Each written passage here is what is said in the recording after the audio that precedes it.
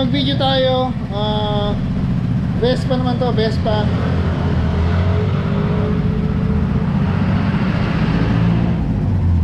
Shoutout sa nagpadala rito si Sir Mon Triapaldo ng JVT Empower sa Malolos lang.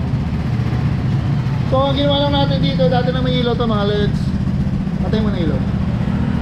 Dati na may ilaw to, patay mo na yung susi. Ayan. So dati yung ilaw nito, isa lang nakikabit nila. Tanggalin nyo na to, Dito nakakabit sa bakal na to. So isa lang ang kinabit nila. Tapos siguro nagkabit sila nitong parilya na to. Dito na pinakabit sa atin. So ang ginawa natin yung stainless brown na to na powder coated. So yan. Nakasara. Buo pala to, no? Kala ko botol. So buo pala to kasi nabuo siya. Ito to.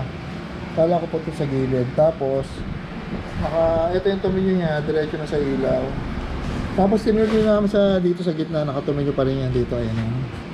Ayan dito. So yan ang kinostomize natin, yung bracket na stainless na pinowder coat para mag-blend yung kulay rito sa matte black na to. So yan. Tapos sinapin pa namin na sinkable tube yan dito sa loob para iwas gasgas, kasi napansin namin parang madaling magasgas. So pailawin na natin, testing na.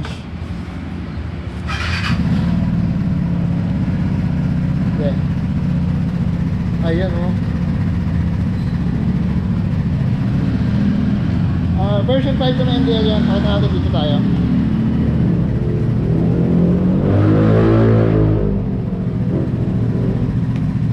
Ayan, oh. So mas maganda na siya, maski lumiko yung motor, hindi na kasama yung MDL. Saka dalawa na siya. Kanina isa lang na ikakabit kasi alanganan niya.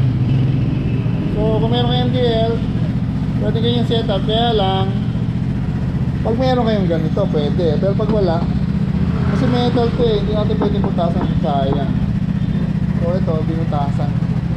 May magpapabili. Alphamart, no? Alphamart? Ay, magaling talaga ako manghula. Ayan po mga leds. Vespa na, ilang cc ba yan? Tingnan mo sabi lang sa'yo 150cc na Vespa, anong model? Ano ba tayo, mga sprint ba? Kabila. Ayan, Vespa Sprint na 150. So, dala tayo dito mga leds. Kung wiring din natin ginalaw, mukhang okay naman. So, parang di na maggastos ang. So, ayan. Bye bye, thank you. Bye bye ka na.